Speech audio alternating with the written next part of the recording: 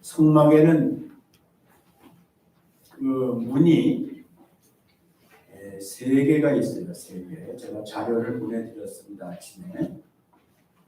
그 세 개의 문이 있는데 안쪽에서부터 이제 있습니다.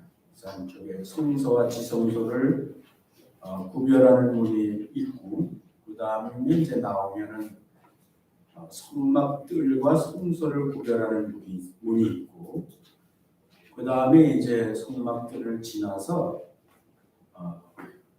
그 울타리죠. 울타리, 회막이라고 그러는데 그 울타리에 동편으로 되어 있는 동편을 향해서 있는 문이 있어요. 그거는 이제 전체 성막과 그 세상 성막 바깥을 구별하는 문이 되겠습니다. 그래서 어쨌든 세 개의 문이 있다 이렇게 생각을 하시면은 세 군데 이렇게 문이 있는 거예요.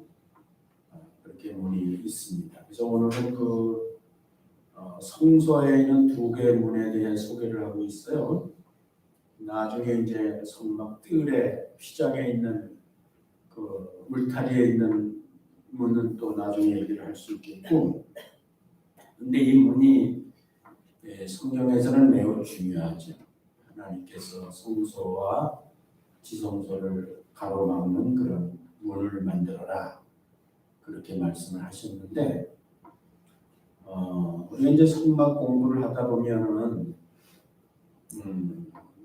바깥에서부터 안으로 들어가는 관점에서 이 성막을 설명하는 경우들이 대부분이죠. 바깥에서부터 안으로 하나님이 계신 지성소까지 들어가는 거에 대한 내용으로 이제 설명을 많이 하는데, 우리가 이제 출애굽기를 오늘까지도 봤지만은 하나님께서 이 성막을 지시하실 때는 안에서부터 바깥쪽으로 순서로 그 말씀하시는 걸 볼 수 있어요. 안에서부터 바깥으로. 그래서 우리가 이제 문을 얘기하는데 그 문을 이해할 때에 문의 역할을 이해할 때에 우리가 밖에서부터 안으로 들어가는 쪽으로 설명하는 것이 아니고 안에서부터 바깥으로 나가는 쪽으로 우리가 보는 것이, 그것이 성막을 통해서 하나님께서 믿는 자들에게 알려주시고자 하는 그 비밀이 있다 이렇게 볼 수가 있습니다. 다시 얘기하면은 첫째 문, 둘째 문, 셋째 문이 바깥에서부터 첫째, 둘째, 셋째가 아니고 안에서부터 첫째, 둘째, 셋째 이렇게 생각을 하시고 이 말씀을 나누면 좋을 것 같아요. 그래서 지나치게 여기에 그 기록된 말씀의 그 부분에 대해서 우리가 너무 집착할 필요는 없어요. 바울인지는 몰라도 히브리서 저자는 그 모든 것을 다 말할 수 없다 이렇게 그냥 생략했어요. 그리고 거기서 제일 중요한 거를 얘기했는데 그게 뭐냐면은 첫 번째 휘장, 지성소와 성소를 구별하고 있는 그 휘장에 대해서 얘기했어요. 그렇기 때문에 이 성막에 대한 내용을 가지고 그 자료라든지 무슨 숫자라든지 이런 거를 너무 지나치게 집착을 할 필요는 없어요. 지금까지 알려진 것 중에서 일반적으로 다 성경학자나 들어서 우리가 다 동의할 수 있는 부분만 우리가 알면 되지, 그거를 너무 지나치게 할 필요 없어서 저도 마찬가지로 그래서 이 휘장에 대해서 얘기할 때는 이제 색깔이 있거든요. 청색, 자색, 홍색, 백색,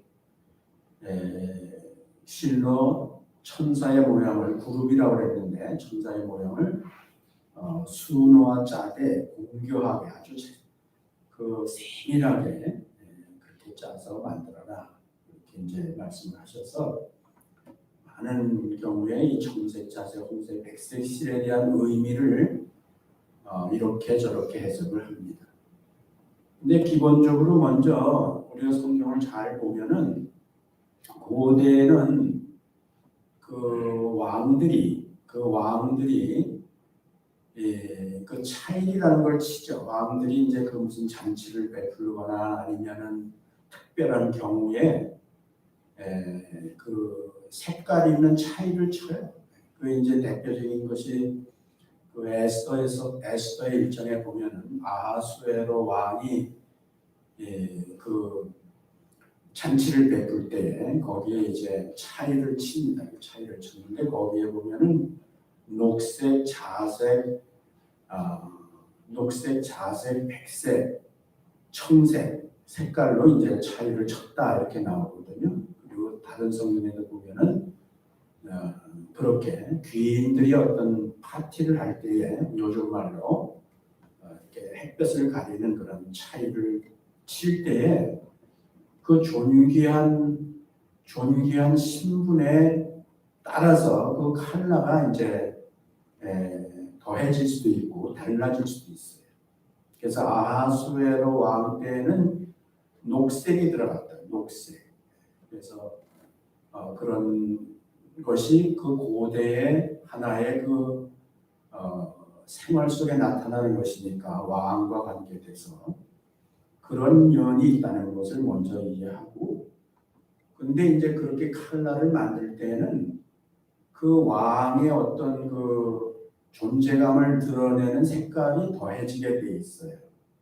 그래서 아하수레 왕 때는 이제 녹색이 들어갔는데 여기 지금 이 성소의 문의 휘장의 칼라에는 그 당시에 잘 쓰지 않는 컬러가 하나 들어가 있는데 그게 뭐냐면 홍색입니다. 홍색. 자색은 기본적으로 다 들어가요. 자색은. 근데 그 청색이 바뀔 수 있어요. 그리고 백색도 기본적으로 들어갑니다. 근데 여기에는 이제 하나님께서 말씀하실 때 청색, 자색, 홍색이 들어가서 홍색, 빨간색이죠. 그럼 자색하고 다른 거죠. 그래서 이 홍색이라는 것이 이제 사실은 우리가 성경을 통해서 이 하나님의 홍색시를 요구하셨는데 그 홍색시는 이제 아마 예수 그리스도를 예표하는 거니까 예수 그리스도의 그 사역을 나타내는 거다 하면은 그것은 이제 보혈이다 이렇게 얘기를 할 수 있을 수 있습니다. 그래서 이 색깔에는 그 당시 고대 시대에는 왕들이 이제 자신들의 어떤 존재감을 드러내는 그러한 컬러로 많이 썼다는 것과 다만 여기에서는 이제 홍색이 예수 하나님께서 지적하셨다는 것인데 그 홍색은 어쩌면은 그거는 예수님의 보혈을 의미하는 것일 수도 있겠다 그렇게 볼 수 있겠습니다. 그래서 그런 것들은 이제 그 정도 알고 또 뭐 더 자세한 것이 성경을 근거로 해서 색깔의 의미가 드러난다 그러면 오케이 그거는 뭐 우리가 또 배우면 되는 것이고 어쨌든 예수 그리스도를 드러내는 것인데 자색이나 이런 것들은 이제 왕권을 존귀한 자들이 항상 자색 옷을 입으니까 그 왕권을 의미할 수도 있는 것이고 백색은 이제 여러 가지 해석이 있어요. 고대에는 백색을 심판이라고 해석합니다. 심판. 근데 이제 성경으로는 우리가 예수님을 가르칠 땐 예수님의 순결 그런 것을 또 의미한다 이렇게 얘기하고 청색은 이제 기본적으로 하늘을 가리키는 거니까 예수님이 하나님의 아들로서의 신분을 말씀하신다 이렇게 볼 수도 있겠고 하여튼 뭐 그런 내용들이 틀렸다 말할 수는 없어요. 그래서 각자가 그렇게 이해한다 그러면 그것이 뭐 예수님의 속성에 다 있는 거니까 크게 뭐 잘못됐다고 볼 수도 없는 것이죠. 근데 이게 이제 이 문이 딱 만들어져서 그 휘장에 딱 쳐지는 순간 지난번에도 우리가 널판이 세워지는 순간 공간이 구별된다 그랬잖아요. 그래서 이 휘장이 이제 딱 치워지는 순간 이제 공간이 구별되는 거예요. 그래서 안쪽으로는 그 언약궤가 있는 안쪽으로는 지성소라고 그러고 바깥에 떡상과 금등잔과 향단이 있는 데는 성소라고 그러고 그래서 성소와 지성소를 구분하는 경계선이 만들어진 겁니다. 경계선. 근데 이제 그 휘장을 우리가 이제 공부하면서 얘기하면서 보면은 그 경계선이라는 것이 참 중요하다는 걸 알 수 있어요. 경계선. 하나님께서 이 세상을 그 창조하실 때에 우리가 이제 뭐 요즘 과학이 많이 이제 발달을 하면서 알게 되는 거잖아요. 그 알게 되는 게 뭐냐면 모든 것이 다 경계선이 있다는 거예요. 경계선. 우리가 이 세상에 태어나서 열심히 아이들이 이제 어릴 때부터 공부를 하거든요. 그 공부를 하는 것을 알고 보면 경계선을 배우는 거예요. 경계선. 그 경계선을 알아야 우리가 생존한다고. 그래서 그 경계선이 없는 데가 없지. 그래서 제가 이걸 공부하면서 성경 바깥에 과학의 지식으로 이 경계선에 대하여 여러 용어로 사용하고 있는데 보니까 정말로 과학 세계에서는 경계선이 없는 게 없어요. 아주 세밀한 경계선들이 있습니다. 또 물론 아주 당연한 경계선이 있습니다. 그래서 이 세상은 다 경계선으로 이루어져 있다는 것을 알 수 있습니다. 그래서 그 경계선을 우리가 잘 알고 그 경계선이 의미하는 바에 따라서 행할 때에 우리가 이제 존재할 수 있는 거예요. 그래서 그 경계선을 모르고 행동하다가는 잘못하면은 어떤 경계선을 넘어가면요 죽을 수 있어요.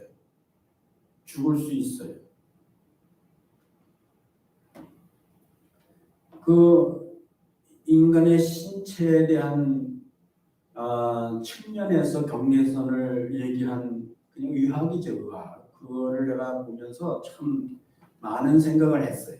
사람 몸이라는 것도요. 이게 이제 거기 전제를 뭐라면 우주라고 그랬어요. 우주.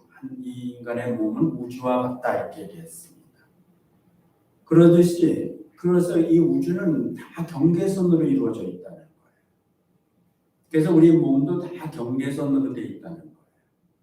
그러면서 이제 거기에 인간이 많은 질병을 앓게 되기도 하고 또 사고를 당하기도 하고 이제 그렇게 해서 죽기도 하는데 그런 것들이 이제 몸에 정해져 있는 경계선을 우리가 이제 무시하거나 몰랐을 때 많은 질병이 발생할 수 있다는 거예요. 그 재밌어요. 그 보면은 그래서 뭐 먹는 것부터 시작해서 먹어야 되는 거 있고 안 먹어야 되는 거 있고 먹는 양도 또 이제 얼마를 먹어야 되고 얼마를 안 먹어야 되고 뭐 다 있는데 다 그런 것들이 그 경계선을 넘어가 가지고 신체에 규정되어 있는 경계선을 넘어가 가지고 다 질병이 발생하기도 하고 심지어는 죽을 수도 있다는 거지. 그러면서 이 세상의 모든 것은 다 경계선이 있다. 어떤 경계선은 우리가 넘어가면 경계선을 넘을 자격이 있어서 경계선을 넘어가면 거기는 이제 넘어가기 전하고 완전히 다른 세상을 살 수도 있고 또 잘못돼서 넘으면 안 되는 경계선을 넘어가면 죽을 수도 있고 뭐 그렇게 이제 설명하는 것들을 많이 볼 수 있는데 그건 과학적인 것뿐만 아니라 세상에 우리가 그 살면서 피부적으로 느끼면서도 늘 경계선을 우리가 따라서 산다는 거예요. 그런데 이제 나는 성경을 연구하는 사람이니까 성경을 그런 관점에서 가만히 보면은 사실 인간이 이 세상이 창조될 때의 모든 자연계도 다 하나님이 경계선을 만들어 놨잖아요. 예를 들면 뭐 바다에 물이 있단 말이에요. 물이 성경대로 보면 경계선을 넘지 못하게 했다 그랬죠. 하나님이 그 경계선을 넘지 못하게 했다. 그래서 물들이 뭐 경계선을 넘어보려고 큰 파도로 넘어오지만 결국은 다시 다 제자리로 돌아가게 되죠. 그 기본적인 그런 어떤 자연의 이치죠.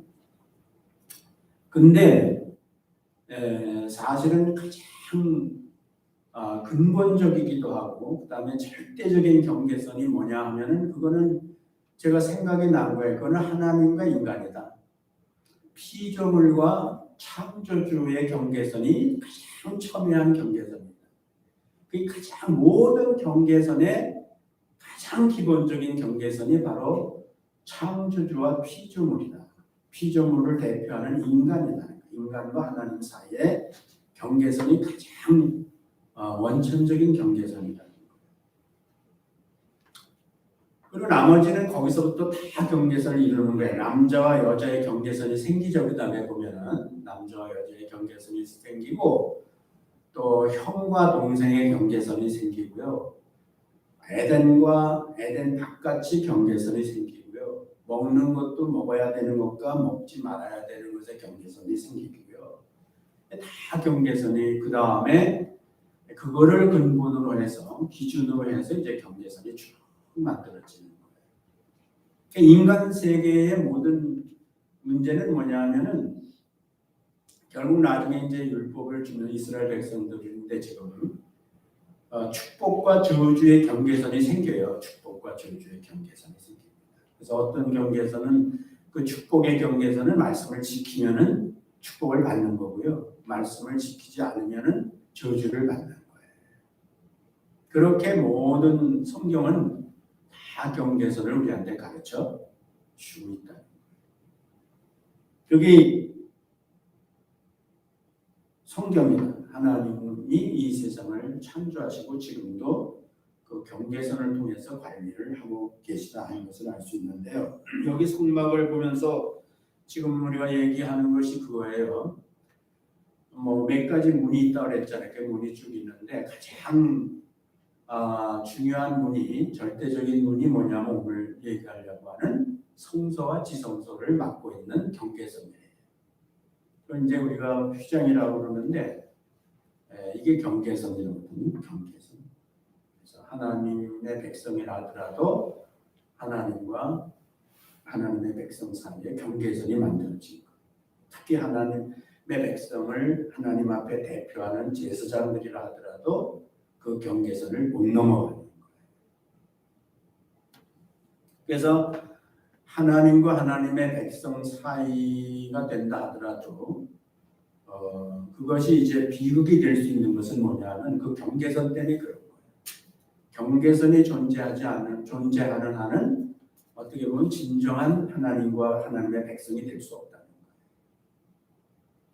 거예요. 그 얘기를 하고 싶은 거죠. 하나님. 왜 이 얘기가 이 얘기 하나님께서 이런 식으로 성막을 구조를 하시게 하셨는가 하면은 나중에 어떻게 돼요? 이 휘장이 우리는 다 성경을 알고 있는 사람이니까 이 휘장이 어떻게 돼요? 위에서부터 아래로 가운데가 갈라졌다 그랬어요. 다른 성경은 세 개의 복음서에 다 나와 요한복음 빼고는. 근데 다른 데는 이제 갈라져 둘이 됐다 이렇게 했는데 누가복음에는 가운데가 갈라졌다 이렇게 써 있거든요. 그래서 그것이 제대로 이제 찢어졌다는 말이에요. 위로부터 아래로 찢어졌다 이렇게 방향을 제시하는데 그러니까 이게 지금 이 성막에 쳐져 있는 성소와 지성소를 가로막는 이 휘장이 위에서부터 아래로 찢어졌다 하는 그 휘장에 갖고 있는 비밀 그거를 이제 예수님을 통해서 깨닫게 하시기 위해서 이 휘장이 수천 년 동안 유지된 거예요. 예수님 십자가에 죽으실 때까지도 휘장이 있었으니까 어쨌든 간에.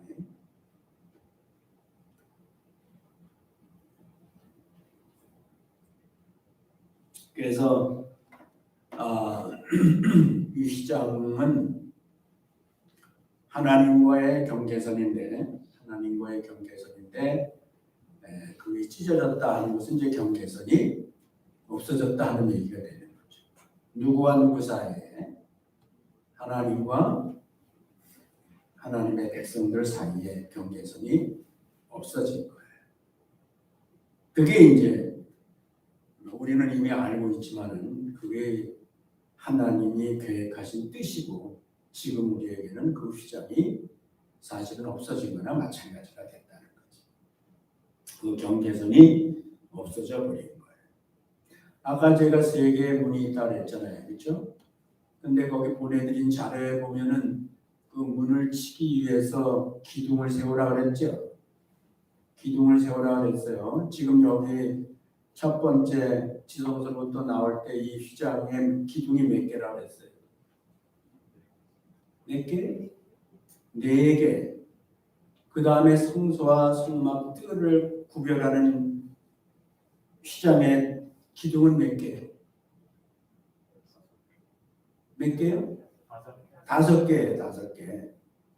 그 다음에 바깥에 나가서 세상과 구별하는 세상으로 나가는 문의 말뚝은 몇 개? 4개. 그거는 좀 기억해 두시면 좋을 것 같아요. 위 안에서부터 얘기할 때 4개, 5개, 4개로 이루어졌어요. 그래서 그 기둥이 세워짐으로 말미암아 드디어 이제 그 휘장이 치게 돼 있는데 먼저 얘기하면은 예수님이 어디서 십자가에 못 박히셨어요? 아니 예수님이 십자가에 못 박히셨죠. 십자가에 못 박히셨는데 거기서 다 이루었다 하시는 운명하시는 순간 안에 그 성전에 있는 휘장이 갈라졌다 그랬죠. 성경에 보면은. 근데 예수님은 나무에 못 박혀 죽으셨어요. 우리가 십자가라고 그러면은 이렇게 세로 가로해서 이제 크게 2개를 얘기할 수 있는데요. 십자가는요 4개예요. 4개. 예수님이 그 크로스 중앙에 못 박힌 그 중심에서 보면은 사실은 4개가 나무가 서 있는 거예요. 예수님 중심으로 보면 4개가 나무가 서 있고 거기에 고리에 못에 누가 걸려 있어요? 거기 예수님이 걸려 있는 거예요. 그래서 히브리서에는 내가 이제 성경을 여기 찾아놨는데 히브리서에 보면은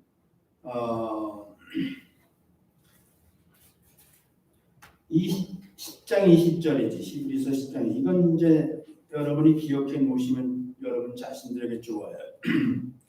10장 20절인데 찾은 분은 있으면 같이 읽어봐요. 시작. 그 길은 우리를 위하여 휘장 가운데 열어놓으신 새롭고 산 길이요. 휘장은 곧 저의 육체니라. 저희가 아니에요. 복수가 아니고 저의 단수의 예수죠. 예수.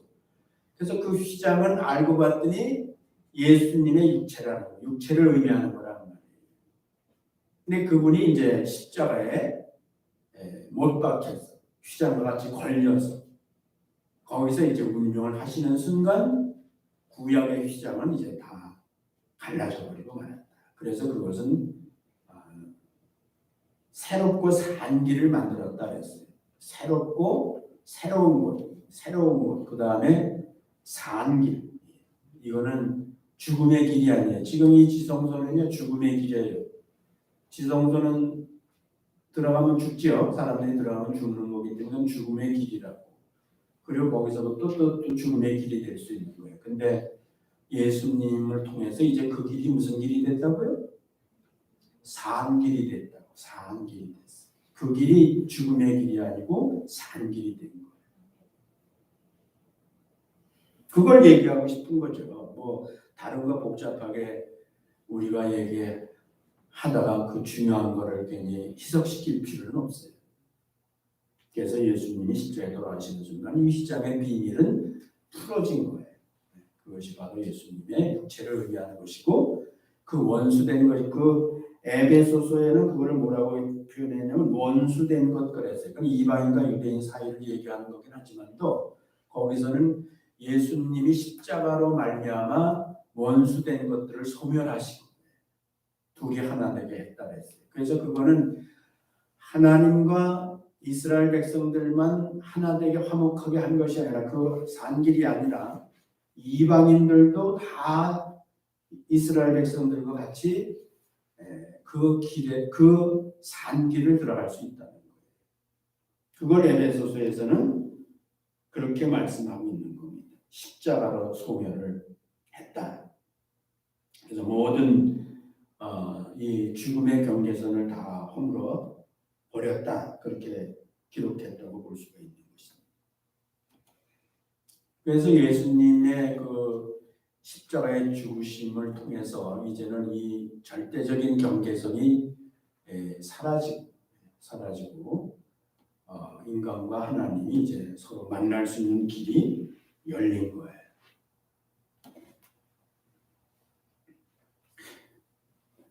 그 내가 절대라고 했는데 그 절대라는 것은 항상 상대를 포함하는 거예요.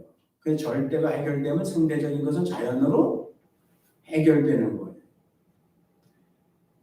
그러니까 이게 성막을 보면은 처음에 한 그런 경계선이 있잖아요. 그 세 개의 경계선이 있는데 그 다음이 이제 5개거든요. 5개 기둥이 5개인 그 성막들과 일반 성막들과 성소를 구별하는 그런 그 5개가 있는데요. 이 5은요, 여러분 5 하면 뭐 생각나요? 모세오경 생각나죠. 모세오경. 그 율법이 이제 모세오경이거든요. 그래서 그 율법이 주어짐으로 말미암아 이제 이스라엘 백성들 안에서 경계선이 만들어진 것입니다. 그러니까 모세오경은 사실은 이 뜰과 성막뜰과 성소를 구별하는 5개의 기둥을 의미할 수 있습니다. 예수님께서 이 땅에 계실 때에 그 솔로몬 행각이라고도 하고 거기 이제 많은 병자들이 베데스다 목가에 이제 행각이 있었다 그랬고 거기 많은 그 질병 걸린 사람들이 와 있었다 그랬는데 거기 보면 행각이 5 있었다 그랬습니다. 그래서 이 성전에도 솔로몬의 행각이 5개가 있고 그래서 이거는 율법을 가르치는 거예요. 율법을 가르치는 거고 율법을 가르친다는 말은 배우는 사람 입장에서는 뭐예요? 그 율법을 지켜 행해야 된다는 걸 의미하는 거예요. 그래서 이것은 사실은 그 베데스다 목가에서 보면은 가끔 천사가 내려와서 그 물을 움직일 때에 제일 먼저 들어가는 사람이 낫는다 이렇게 돼 있잖아요. 그렇죠? 거기서 얘기하고 싶은 하나님의 의도는 뭐냐면 제일 먼저 들어가는 사람이에요. 그러면 물이 동하는 거는 행운이에요. 그거는 기회를 얻은 거예요. 근데 거기 들어가야 돼요. 들어가야 되는데 조건이 뭐냐면 한 사람이 제일 먼저 들어가는 사람만 나을 수 있어요. 그러니까 희망은 있어요. 희망은 있는데 그 희망이 나한테 이루어지는 것은 요원한 문제가 될 수 있는 거예요. 그러니까 아무리 노력을 해도 인간이 사실은 기회가 온다 하더라도 그게 찬스가 될 수가 없는 거죠. 근데 예수님이 오셔서 거기에 38년 된 환자를 그냥 물에 들어가는 게 아니고 그냥 그 자리에서 일어나라고 그랬더니 일어나서 자기 자리를 들고 걸어갔다 그랬습니다. 예수님께서 이 모세오경을 이 율법에 매여 사는 그 5개 행각에 들어누워 있는 사람들이 다 율법에 매여 있는 사람들이에요. 자기 힘으로 할 수 없는 거예요. 할 수 없는 건데 할 수 있다는 희망을 가지고 사는 거예요. 그래서 5개의 기둥은 우리가 아마 모르겠도 모세오경을 의미하는 것이고 그 다음에 나중에 한 번 더 얘기할 수 있는지 모르겠지만 저 바깥에 세상과 구별하는 그 기둥이 4개예요. 4개. 근데 거기서 눈이라는 말을 썼어요. 4개의 문을 해라 했는데 그래서 이게 이제 맨 마지막에 세상과 구별하는 경계선이 이제 또 4개의 기둥이 서 있습니다.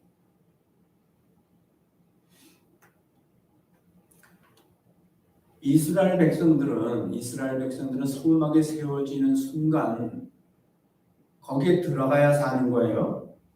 거기 들어가야 사는 겁니다. 들어가기를 힘쓰는 거예요. 들어가기를 힘쓰는 거예요. 근데 들어갈 길이 열리지 않은 거예요. 열리지 않는 거예요. 그런데 우리 신약에서는 그게 아니고 인간이 들어가는 것이 아니고 하나님이 나오신 거예요. 하나님이 나오신 거예요. 그 여러분들이 우리는 이제 예수님 이후에 사는 사람들인데 성경 안에서 하나님께서 어떤 의도를 가지시고 이 인간 구원의 섭리를 이루어 오셨는가를 우리가 제일 방향을 잘 봐야 돼요. 방향을. 이 기본적인 방향이 잘못되면 아무리 가도 소용없어요. 그래서 이거는 구약의 하나님의 백성이라는 사람들은 살기 위해서 성소 안으로 들어가야 돼. 계속 하나님 앞에 자기 힘으로 나가야 되는 거예요.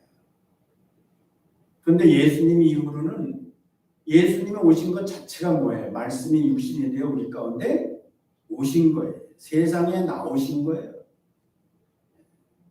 나오신 거라고. 그래서 이거는 그 휘장을 찢은 거는 사람들보다 들어오라는 게 아니에요. 하나님이 거기 가만히 계시고 이제 너희 들어와도 된다. 보통 우리가 그렇게 많이 얘기해요. 이제는 주님 앞에 나가도 우리가 죽지 않는다. 들어가도 죽지 않는다. 그건 맞아요. 맞는데 사실은 하나님이 나오신 거예요. 하나님이 나오시기 위해서 찢으신 거예요. 처음부터 다윗이 성전 짓겠다고 그럴 때도 하나님이 그랬어요. 내가 하늘이 나의 땅이 나의 발등상이고 이렇게 말씀을 하셨는데 하나님을 가둬둘 수 없다는 거죠. 그런 의미로 성전을 짓겠다고 안 했는데 나중에 보니까 이스라엘 백성들은 하나님을 성전에다가 가둔 꼴이 돼버렸다고. 그래서 하나님이 사실은 당신이 나오시기 위해서 찢으신 거예요. 말씀이 육신이 되고 그 육신이 찢어지신 거라고. 육신을 휘장으로 삼아 찢으신 거고 그거는 인간의 죄를 예수님께서 하나님이 친히 담당해 주신 것이다.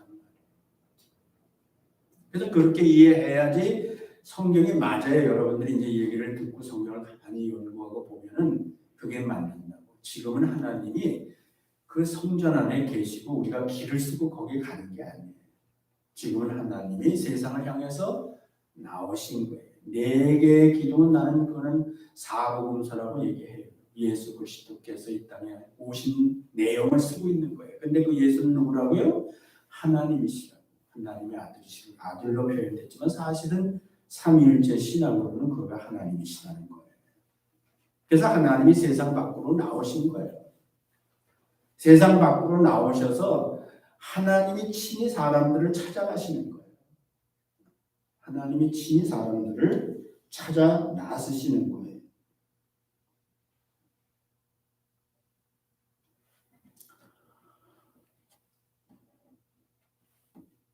예수님이 십자가에서 다 이루었다고 운명하시는 순간 성전이 휘장이 위에서 또 아래로 갈라졌다 그랬는데 그거를 누가 봤을까요?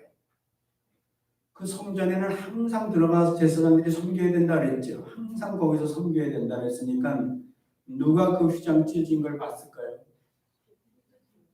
그 안에는 레위 사람도 못 들어가고 오직 누구만 들어가요? 제사장들만 들어가거든요. 제사장들만. 지성소는 1년에 한 번 대제사만 들어가고요. 휘장은 바깥에서 보이는 거거든요. 그러니까 그 휘장 갈라진 건 누가 제일 먼저 봤겠어요? 제사장들이 봤겠죠. 제사장들이 봤을 거예요. 그게 얼마나 제사장들에게는 그게 얼마나 충격적인 일이겠어요. 아마 모르겠는데 휘장이 갈라지는 걸 보면서 다 도망갔을 거예요. 무서워서. 근데 뭐 휘장이 너무 오래돼가지고 사가가지고 낡아가지고 쥐가 구에 올라가는 바람에 찢어졌다 그런 사람도 있어요.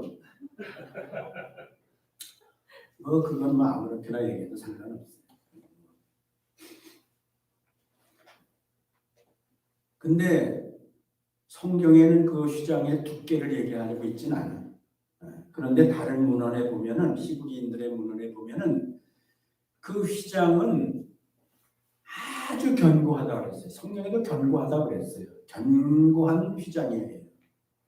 그래서 어떤 사람들은 15cm나 된다 이러는데 그거는 모르겠어요. 어떤 사람들은 손바닥 두께만큼 넓은 두꺼운 것이다 이렇게 얘기하는데 그것도 잘 모르겠어요. 그러나 분명한 것은 사람의 힘으로는 찢을 수가 없는 거예요. 견고하다 그래서 견고하다. 직조된 거예요. 그게 아주 큰 배실로 짜져 있는 거거든요. 엉성한 걸로 짜져 있는 게 아니고 큰 배실로 짜져 있기 때문에 그게 그렇게 쉽게 찢어질 수 있는 게 아니에요. 그리고 위에서부터 밑으로 찢어진 것인데 그 높이가 얼마나 그랬어요? 5m라고 그랬죠. 그러니까 이건 하나님이 찢으신 거예요. 원수된 것, 인간과 사람 사이를 막고 있는 이 원수된 것을 하나님이 찢으신 거예요. 그래서 이제는 예수님이 오셔서 그 사복음서를 통해서 예수님이 하신 일이 뭐냐면은 계속해서 죄인들을 만나시는 거예요. 성소에 들어올 수 없는, 절대로 성소에 들어올 수 없는 사람들을 오히려 하나님이 나오셔서 계속 만나시는 거예요. 그리고 거기서 만난 사람들이 다 구원을 받아서 하나님의 진정한 백성이 되는 거예요. 성경에 보면 창세기에서 아담과 하와가 범죄했는데 거기 이제 대표적으로 아담 얘기가 나오잖아요. 그 에덴 동산에서 하나님이 아담과 함께 늘 동행하시면서 교제하시는데 어느 날은 아담이 나타나지 않았잖아요. 그럴 때 거기 성경에 뭐라고 써 있어요? 창세기 3장 9절에 보면 여호와 하나님이 아담을 부르시며 그에게 이르시되 내가 어디 있느냐? 내가 어디 있느냐? 이 부르셨다는 말이 굉장히 중요한 거예요. 하나님이 아담을 부르셨다. 아담의 뜻이 뭐라고요? 아담이 뭐라고? 사람이라고. 사람. 아담은 아담의 그 당시 존재했던 그 개인의 이름이 아니고 그냥 사람이야. 사람. 오늘 여러분이 사람이죠. 하나님이 사실은 그때부터 사람을 부르시는 거예요. 부르신다. 그래서 이제는 온 세상에서 사람을 부르고 계신 거예요. 예수님은, 하나님은 성막에 갇혀 계신 분이 아니라 세상에 나오셔서 성소에 들어올 수 없는 사람들을 찾아다니면서 그들을 부르고 계신 거예요. 거기에 응답을 해야 돼요. 하나님이 부르시면 응답을 해야 된다. 여러분들은 응답하신 분들이에요. 응답을 해서 하나님을 만났어요. 어디서 만났어요? 지성소 안에서 만난 게 아니라 그냥 이 세상에서 만난 거예요. 그래서 내가 아까 성경이 가르치는 방향이 중요하다고 그랬는데 구약에 보면은 이스라엘 백성들의 신앙은 그냥 자꾸 들어가는 거예요. 들어가는 신앙이라고 그래요. 들어가는 신앙. 신약은요, 지금까지 말한 대로 나가는 신앙이에요. 들어가는 것과 나가는 것은 큰 차이가 있어요. 방향이 비슷한 게 아니에요. 전혀 다른 거예요. 그거 우리가 알아야 돼요. 구약에는 성전의 하나님이에요. 성전의 하나님. 사람들이 다 성전의 하나님이 계시다고 믿었지? 그래서 성전의 하나님인데 신약은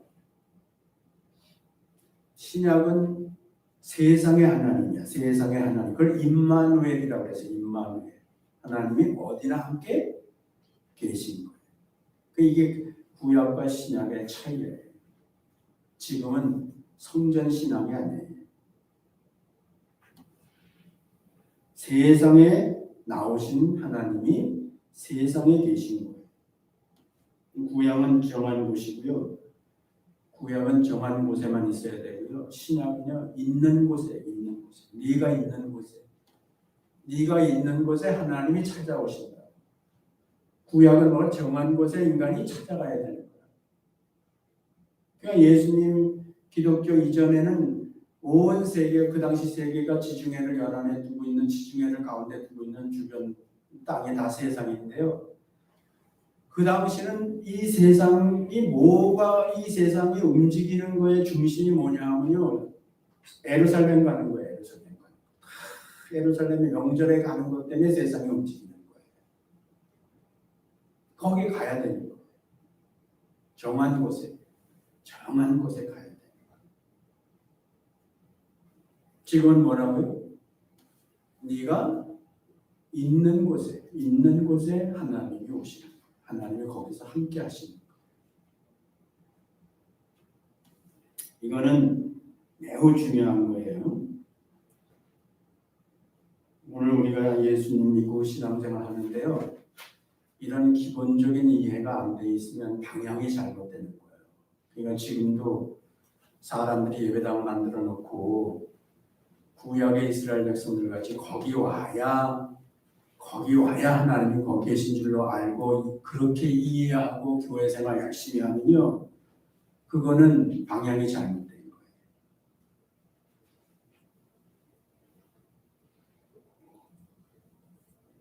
교회 오는 거는 가기 위해서 오는 거예요.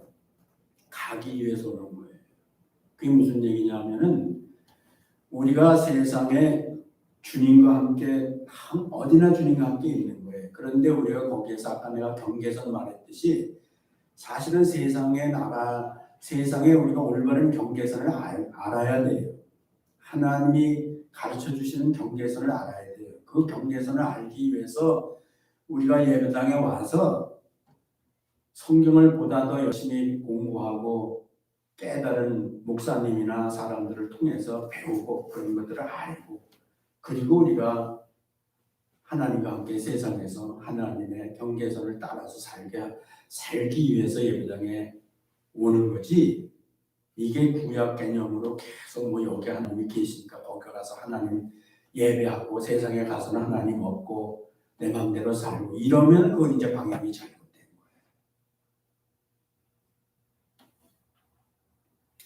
거예요. 예수님께서 사역을 다 육신의 사역을 마치시고 부활하신 다음에 승천하시기 전에 중요한 말씀을 하셨어요. 제자들에게. 마태복음 28장 18절로 20절인데 예수께서 나와 일러 가라사대 하늘과 땅의 모든 권세를 내게 주셨으니 그러므로 너희는 가서, 여기서 가서가 중요한 거예요. 가서. 기독교는 가서에 가는 거예요. 가서 모든 족속으로 제자를 삼아 아버지와 아들의 성령으로 이름으로 세례를 주고, 20절이 중요한 거예요. 내가 너에게 분부한 모든 것을 가르쳐 지키게 하라. 그 가르치라는 것 때문에 우리가 모이는 거예요. 모이는 거는 옛날같이 하나님이 계셔서 모이는 것이 아니고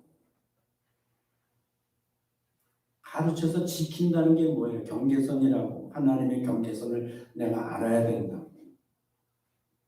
그리고 뒤에 하신 말씀이 중요하단 말이에요. 볼지어다 내가 세상 끝날까지 너희와 항상 함께 있으리라. 누구와 함께 있다고?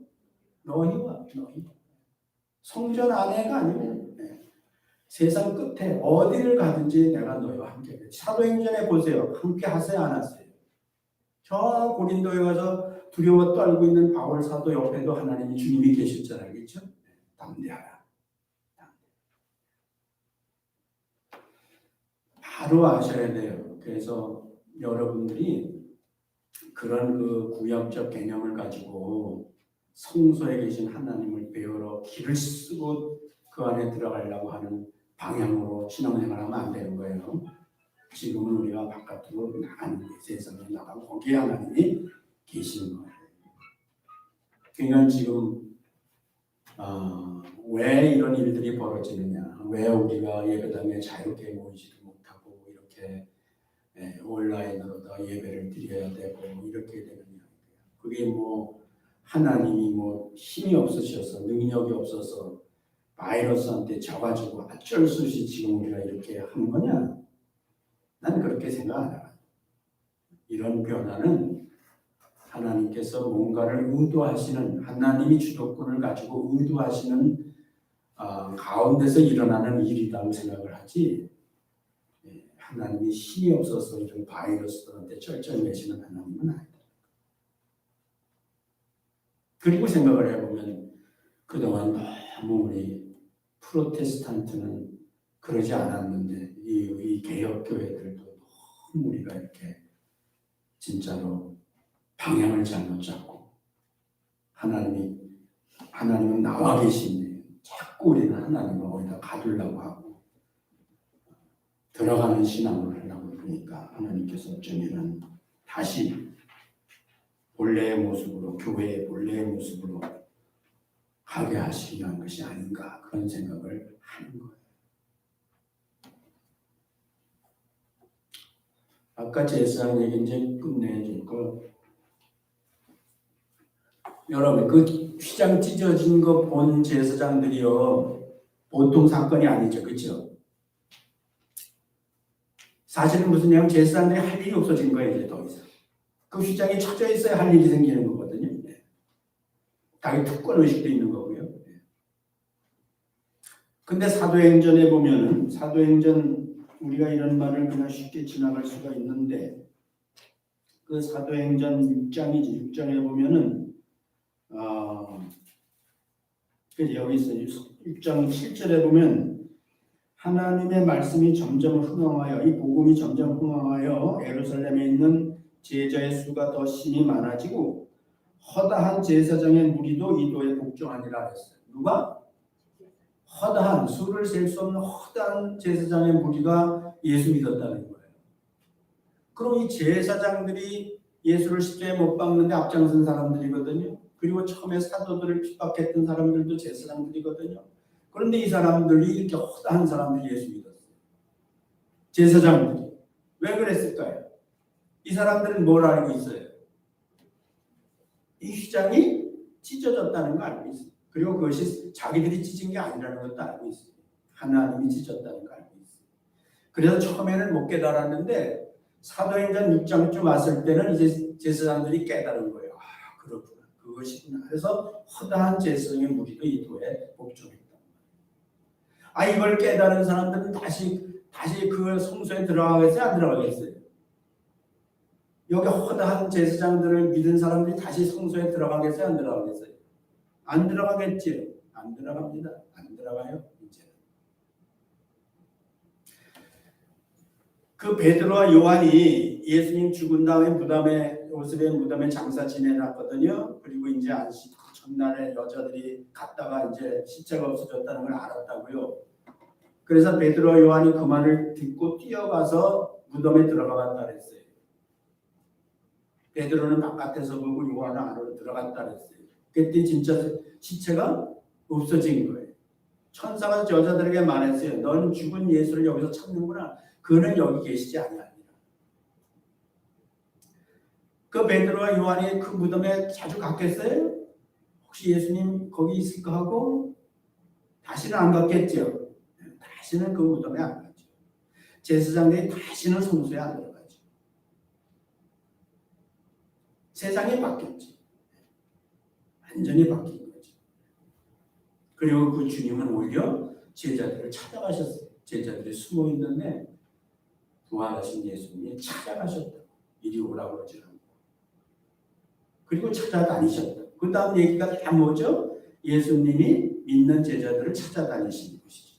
그 믿음이 떨어지지 않게 하기 위해서. 지금까지도 찾아다니시는 거죠. 이게 휘장에 갖고 있는 비밀이에요. 그리고 이제 우리는 반드시 다시 진짜 성전에 가요. 진짜 하나님이 계신 곳에 가요. 영광의 자리에 가요. 삼위일체 하나님이 계신 곳에 우리는 갑니다. 이 세상의 구원이 다 이루어지면은 이제 하나님의 본래의 자리로 가신다는 본래의 자리. 우리가 보통 천국이라고 그런다. 근데 우리가 거기 가야 된다는 사실. 거기는 진짜 가야 돼요. 거기는 가야 되는데 거기는 가는 율법이 아니고 거기에 가는 길은 믿음으로 가는 거거든요. 그리고 요즘 우리가 이 시대의 문화도 하나의 계시라예요, 여러분. 이 시대의 문화도 계시인데 지금 우리 시대는요. 그 코로나 바이러스 그 백신 맞은 사람들만 밥 먹으러 들어갈 수 있어요. 그렇죠? 그거 보여줘야 된다. 그거 보여줘야 그거 보고 오케이 하고 자리에 안내해주고 앉게 해주고 밥 주문하면 갖다 주고 그렇게 한다. 그런데 그것뿐만이 아니에요. 이 세상은 다 보세요. 경계선이 있고요. 그 경계선을 넘기 위해서는 그 경계선을 넘는 자격을 가진 패스가 있어야 돼요. 패스가 있어야 돼요. 그래서 오늘 우리 시대의 이 패스 문화권인데 모든 게 다 티켓이 있어야 되거든요. 거기에 합당한 거기에 프로그램으로 되어 있다고요. 거기에 카드에 다 입력이 되어 있어서 거기다 단말기에다 대면은 그게 서로 매치가 돼서 계약하죠. 문이 열려죠. 그래서 우리가 패스만 있으면 문제없이 들어가는 거예요. 천국 진정한 영광의 보좌에 계신 우리가 장차 가야 될 하나님의 영원히 움직이지 않는 다시는 하나님이 세상에 나올 필요가 없는 그 진정한 천국에 가는 패스는 오직 예수 그리스도 십자가의 보혈이에요. 그것 때문에 이미 찢어졌거든요. 그래서 우리가 복음을 믿고 예수님을 나의 구주로 믿으면은 예수 그리스도의 이름이 문제없이 거기에 패스할 수 있어요.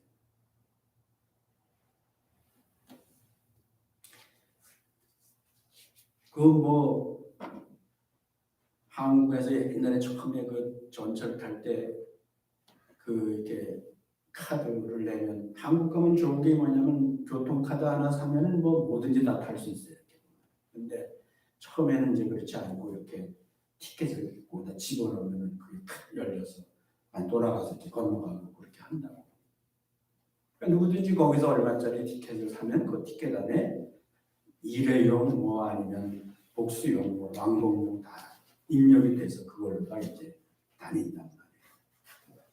내가 얘기하고 싶은 건 그거예요. 기독교에는요 차별이 없어요. 구원에는 차별이 누구나 다 예수 믿으면 구원받고요 천국 가는 거예요. 그래서 그 티켓은 차별이 없어요. 그 티켓만 갖고 있으면요 누구든지 통과할 수 있어요. 그건 시스템으로 되어 있는 거예요. 시스템으로. 그 사람이 신분이 어떤지 저쩐지 학력이 높은지 안 높은지 색깔이 어떤지 이런 거 보고 그 문이 열렸다 닫았다 하는 게 아니죠. 그냥 그 티켓만 입력된 것만 맞으면 저절로 열려요. 거지가 들어가도 열리고요. 등치가 큰 사람이 들어가도 열리고 작은 사람이 들어가도 열려요. 그래서 제가 생각한 거는 장차 우리가 진짜 들어가야 될 하나님의 영광의 자리는 그걸 패스해야 되는데 그것은 오직 예수 그리스도의 이름으로만. 그 이름이라는 것은 바로 우리의 죄를 다 그 몸으로 담당해 주셨기 때문에 우리가 그 믿음을 가지면은 누구나 차별 없이 우리는 주님의 나라에 주님의 영광 가운데 들어갈 수 있다 하는 것을 끝으로 얘기하면서 이 시장의 비밀을 여러분들의 마음에 간직할 수 있기를 바랍니다. 기도하겠습니다. 은혜로우신 아버지 하나님, 이 끔찍하고 절대적이고 인간이 해결할 수 없는 이 죄, 죽음의 문제를 예수님께서 이 땅에 오셔서 그 육체로 죽으심으로 해결해 주시고 이제는 그 문이 열려서 하나님께서 갇혀 계신 것이 아니라 그렇게도 사랑하고 그렇게도 구원하시기를 원하셨던 인간들을 향해서 나오셔서 온 세상을 지금도 아담아 부르시듯이 부르시고 응답하는 모든 사람들을 넉넉히 구원해 주시는 줄로 믿습니다. 오늘 저희들도 그 부르심에 응답해서 예수 믿음으로 말미암아 있는 곳에서 그 모습 그대로 하나님을 만나서 우리의 죄사함을 얻고 하나님의 자녀와 백성이 된 줄로 믿습니다. 이제 우리가 장차 영광의 보좌에 나갈 때에도 이미 주님께서 주신 그 티켓으로 예수 그리스도의 이름으로 능히 하나님의 영광에 도달하게 될 줄로 믿습니다. 사랑하는 성도들이 그 비밀을 깨닫고 올바른 방향을 가지고 믿음 생활할 수 있게 도와주시기를 바라고 예수님 이름으로 기도드렸습니다. 아멘.